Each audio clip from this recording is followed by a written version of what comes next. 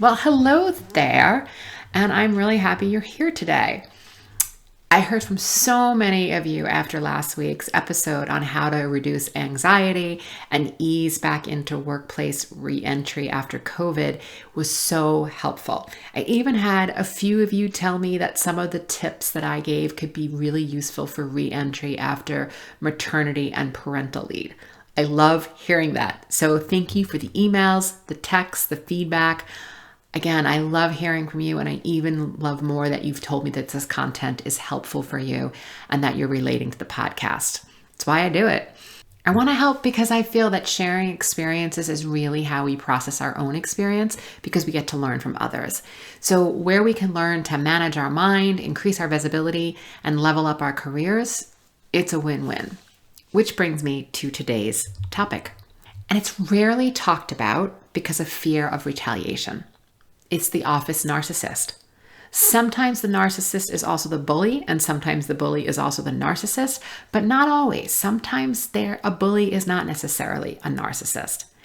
These personalities can be some of the hardest challenges to deal with in the workplace, especially when we're looking to up-level our careers. And the narcissistic personality disorder is one of several types of personality disorders.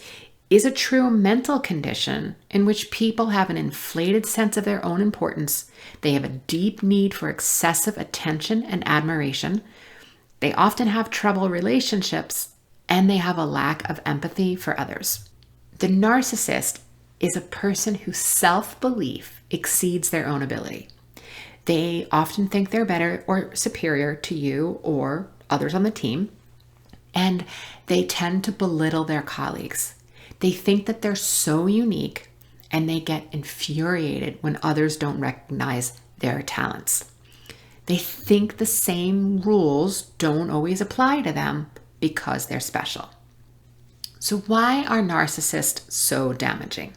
Their personality traits and communication style can be a blow to your self-esteem. It can lead to confidence issues because you're continually questioning and doubting yourself. There's a lot of crazy making that goes on with narcissists. And you know what? They are skilled communicators. They are often very strategic and very creative. And we usually like them at first. They can be motivating. They are found in leadership positions everywhere because they have ability to attract and inspire people. And often they have groupies who basically have fear pumping through their veins. They do their most significant damage to those around them over time. It's slow and insidious. You don't always see the slights or issues at first because you're confused by them. They brought you in, they like you, you like them, so you give them the benefit of the doubt. When you are in a narcissist's good graces, you will feel special because these narcissists create a sense of an exclusive community. I had a narcissist boss say to me once, "You've now made it to the inner club and you'll get to see how things really work here. Welcome to the team." At that point, I'd worked so hard to get to where I was, so I was thrilled to finally be recognized for my contribution, not realizing that shortly I was going to see the dark side of it. When I think back, I absolutely loved her. She was brilliant, truly magnetic, smart, and I was excited when she asked me to join her team. She was charming, and she said we have big plans for what we're going to do together. But within about a week, I went from excited to anxious. I started to see the inside workings of the department, and it was a total house of cards. She was petty and insecure if anyone else on the team received a compliment and she didn't get one. And she made sure everyone knew that if you did get a compliment, it was because of her that you shined. It wasn't as charismatic and inspiring as it first seemed when I started to get in there. It took about 6 months of working closely with her and seeing her day to day to realize that something was pretty off. Every morning I'd come into work and see that little red light blinking on my phone. She would call me anywhere from 5 a.m. to 7 a.m. to rant into my voicemail, often telling me how she didn't want the team to think. I'm not paying them to think. I'm just paying them to do exactly what I say. Later, she would scream and say, why doesn't anyone around here use their brain? There was always someone else to blame, but it was never her. And while I tend to find the humor in most things, I come to realize at a time my humor was a coping mechanism, because I would find it hilarious that at one point she would say she doesn't want people to think, and the next day she would freak out that no one was using their brain. Which is it? Something is really wrong with the situation, and I began to realize, after asking a lot of people and getting some coaching and some therapy, that I was working for a narcissist. And studies show that anywhere from 40 to 90% of people experience narcissist in the workplace, or they've at least seen other people go through it. And the reason why this range of 40 to 90% is so wide is because it's usually not reported. So they're taking into account what they believe is the real situation. A narcissist tends to get triggered when you stop admiring them. You ask them questions, you stop feeding their ego, and now they believe that you're a threat. So they try to write you off quickly, or they kill you softly by destroying your professional reputation. The narcissist has a master's degree in gaslighting. They are super passive aggressive in their behaviors and their words. They will say a veiled remark and you wonder where that came from because you thought you guys were okay. And then you'll start to wonder what you did to offend. They're unreliable and they will not deliver even when they promise to.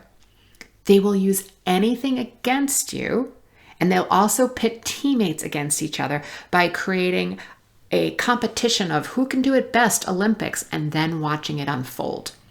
They actually get a kick out of it. They will dominate meetings, and often they will bully you. Everything they do is about controlling people. You are just a pawn in their world. And the narcissist, they love to see you sweat. They will never be clear. They will rarely put the direction in writing.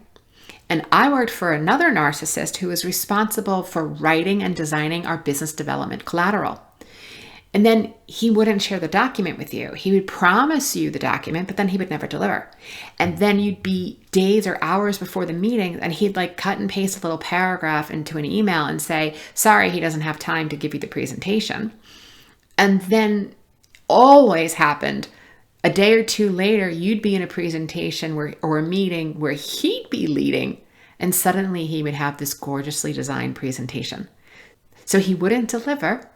He needed to look good, and at the same time wanted to make sure that you looked bad. The charm and the magnetism is real. They will butter you up to get you on their team or on their side. They will win you over by showering you with compliments and opportunities for you so that they will gain your loyalty, and then they will discard you. I always recommend to be friendly with them, but resist becoming actual friends and avoid telling them anything that can make you vulnerable later. You'll see their true personality come out under stress. The narcissist talks a big game. They will tell you how they leaped tall buildings in a single bound, how they broke world records, had the most amazing experiences, and they won't ask you a question about yourself. And if you attempt to engage and share your experiences, they will ignore what you've just shared, or they will get amped up and take it as a threat. You cannot shine when they are around. And if you do, you will be met with displeasure, or they'll tell everyone that you got there because of what they did for you, and that's why you got the acknowledgement. They are the reference point for all good things that happen around them. They will never give anyone else credit. They may let a small compliment slip out, but it's only to keep you on their leash. Don't challenge them when they are on a roll. And while you may want to puke a little bit, I would recommend just letting it go, or you'll find yourself their target.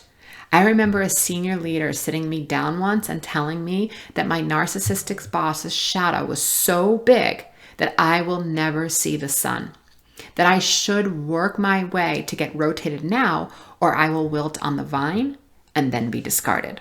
So it was known throughout his peers and throughout leadership. They will never talk about a failure. Okay, you say. So Who really wants to talk about their failures in public? But mistakes and failures happen, and they're not that big of a deal. And some of my biggest mistakes I look at as kind of funny now. But they can't see that humor. They can't see that failure can sometimes be a growth. And seriously, how are you at that level of a company and not had a failure? You had to mess up something at some point. But the narcissist has no failures. They will tell you they have the best connections and they will drop names. They will show you that they are influential, but it's also a threat because of who they know. They turn up the expertise offense when their peers or executive leadership is nearby. And very often they are in high ranks of the company. They may also be leaders, but so often when someone is at their level, there are less peers, therefore there are less checks and balances, so the behavior often continues. So I've just given you a lot of ways to identify the narcissist, to see their personality traits, and to hear some ways in which you may become entangled with them. So what do you want to do about it? Most clients tell me they won't go to HR because that tends to be that HR doesn't know how to manage it. The narcissist is smart. They couldn't get away with this behavior unless they were very talented. Leadership and HR struggle with what to do because it's hard to put your finger on the behavior unless there's a large infraction. So I recommend that you keep records. Document everything. Save screenshots and text messages. And if it's possible to forward any egregious emails to your personal email account, do so you have them for the future if you need protection. There are some additional tips for dealing with the narcissist, but you have to figure out what's best for you, your personality, and your particular work situation.